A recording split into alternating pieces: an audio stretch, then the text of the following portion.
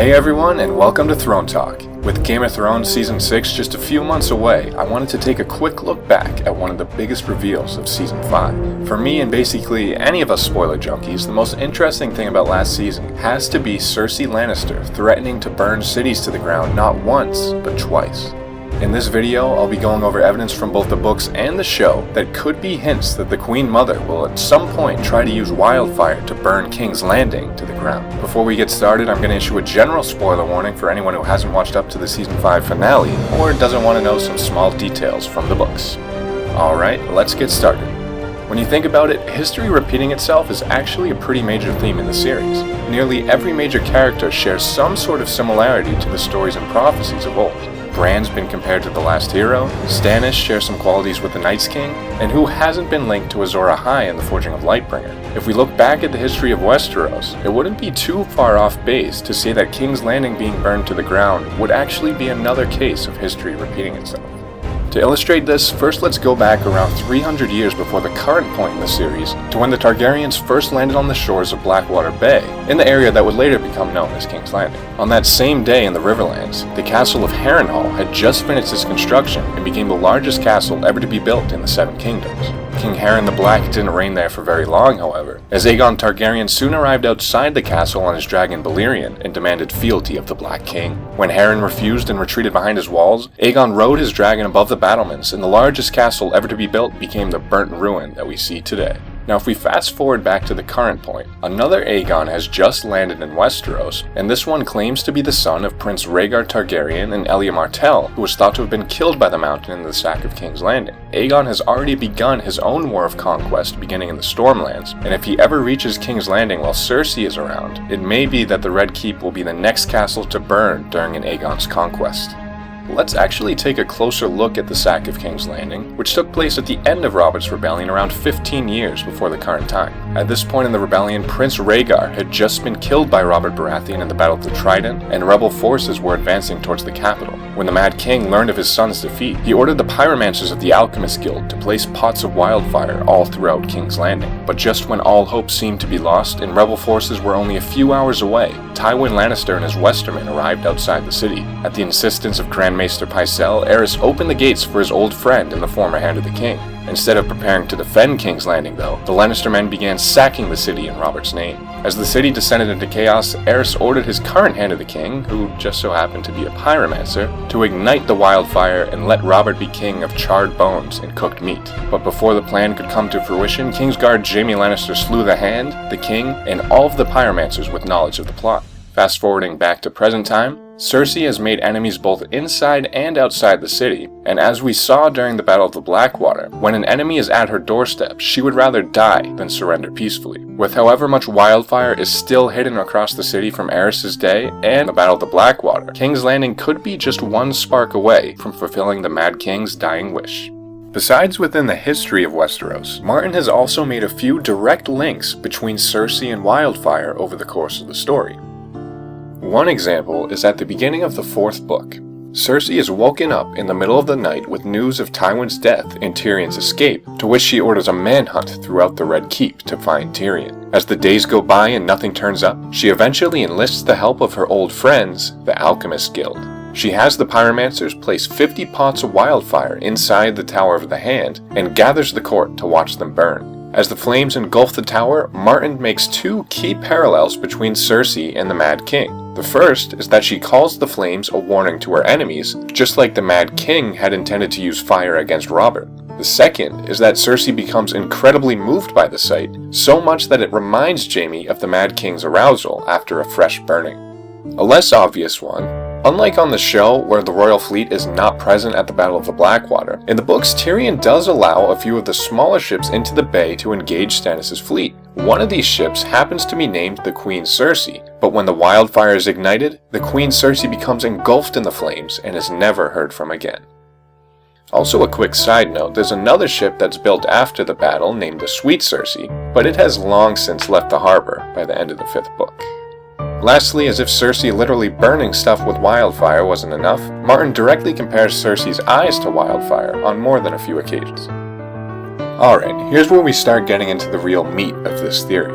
If Cersei were ever to go completely mad, the prophecies of Maggie the Frog would have to be the main cause. In Season 5, Episode 1, we saw Maggie the Frog prophesizing Cersei's downfall as queen and the deaths of her children. The books go one step further though, and Maggie reveals that Cersei will die at the hands of the Valonqar. It's clear that paranoia was definitely one of the driving forces behind Aerys's madness, and if you read through Cersei's chapters, it's pretty clear that the prophecies weigh heavily on her mind. She 100% believes that Tyrion is responsible for Joffrey's murder, and now she eventually begins imagining Tyrion lurking behind every corner and closed door. But besides messing with Cersei's head, it can be argued that the prophecies have also began playing a role in the plot. It's pretty clear that at least part of Cersei's motivation in her attempts to jail Margaery was the prophecy of a younger, more beautiful queen taking all that she holds dear. After Cersei's plan backfired and ended up getting herself thrown in a cell, Kevan Lannister became regent and the entire political landscape in King's Landing began changing. Now, given that the prophecies were just introduced in the two most recent books, it makes sense to think they're going to continue playing a role in the plot moving forward. Evidence of this can be found in Cersei's imprisonment and her Walk of Atonement, where the single thing that keeps her going is the thought of seeing Tommen again. With Joffrey and Myrcella already gone in the show, if King Kitten dies as well, then the only thing Cersei has left to fear for is her own life, and when that happens, anyone who's wronged her better steer clear of King's Landing.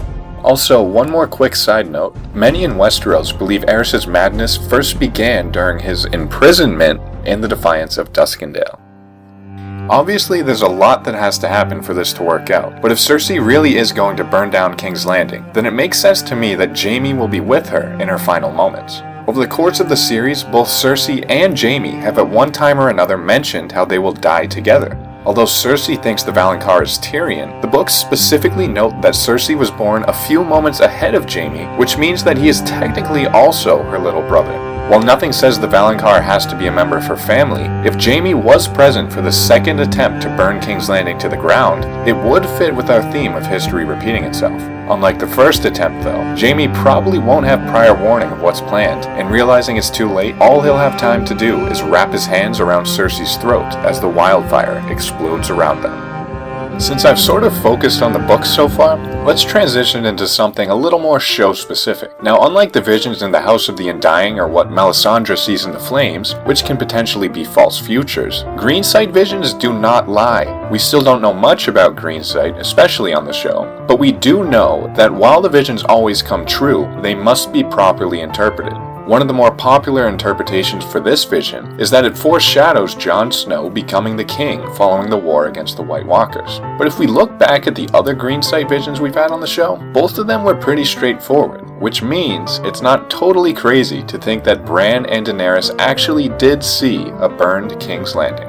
Another show-only point that I think is worth noting is that since Cersei doesn't become a point-of-view character until the fourth book, many of her scenes on the show are actually 100% original. Now, one of the things I noticed going back over these scenes is that a lot of them focus on Cersei's role as a mother. Some of the more notable scenes include Cersei and Tommen sitting on the throne during the Battle of the Blackwater, and of course her threats to burn cities to the ground in Season 5, and somewhat in Season 4. But there's also a tiny scene in Season 3 that I think gives a lot of insight into what Cersei's mindset would be like if she were to lose her children. What I found really interesting about this scene in which Cersei finally opens up to Tyrion is that when the conversation moves to what Cersei's life would be like without her children, the first thing that comes to her mind is suicide.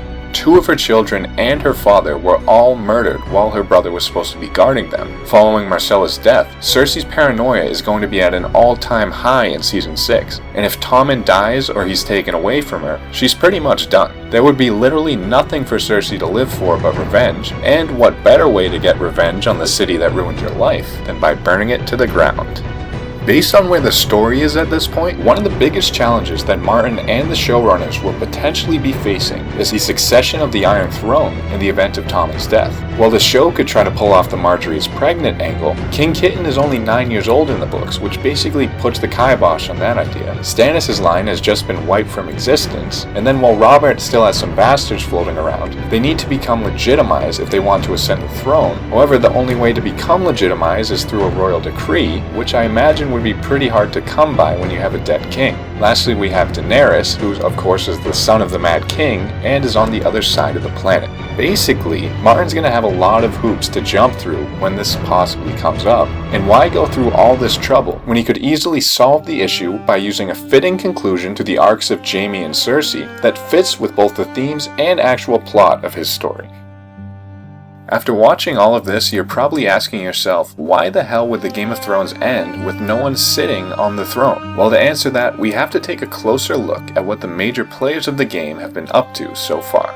Let's start with Varys. Unless Qyburn has some hidden agenda, we can say for a fact that one of Varys' goals is to drive a wedge between the Lannisters and Tyrells. When the Black Cells are being searched for Tyrion the night of Tywin's death, Qyburn discovers a House Gardener coin left behind in the room of one of the jailers who himself had disappeared after Tyrion's escape. Readers know, however, that this jailer is actually one of the disguises often used by Varys, and so the coin is clearly meant to heighten tensions between Cersei and the Tyrells. But this isn't the only time Varys has actively worked to divide the two houses. Throughout the 5th book, the new regent Kevan Lannister has begun placing Tyrell Bannerman on the small council in Cersei's absence. In the final chapter of the book, Kevan receives word to visit Maester Pycelle's chamber, and when he arrives, he finds Pycelle lying face down in a pool of blood. Kevan then feels a pain in his chest, at which point Varys emerges from the shadows holding a crossbow.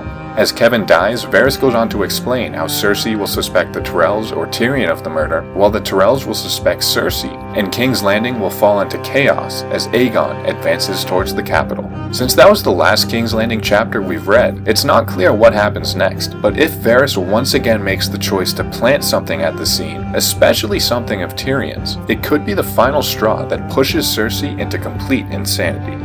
Out of all the players, no one is as hard to figure out as Doran Martell, and while the Prince of Dorne is known for his patience, I'm not sure the same applies for his daughter Arianne. From one of the Winds of Winter preview chapters, we learn that Prince Doran is willing to support Aegon's conquest in the Stormlands, but only if Princess Arianne meets with Aegon and gives Doran the right word. However, if Arianne decides to take matters into her own hands, two large Dornish armies would join forces with Aegon and the Golden Company in a quest to seat a half Martell on the Iron Throne. Should these armies eventually gather outside the gates of King's Landing, it may be the moment where Cersei decides that a great funeral pyre fits her after all.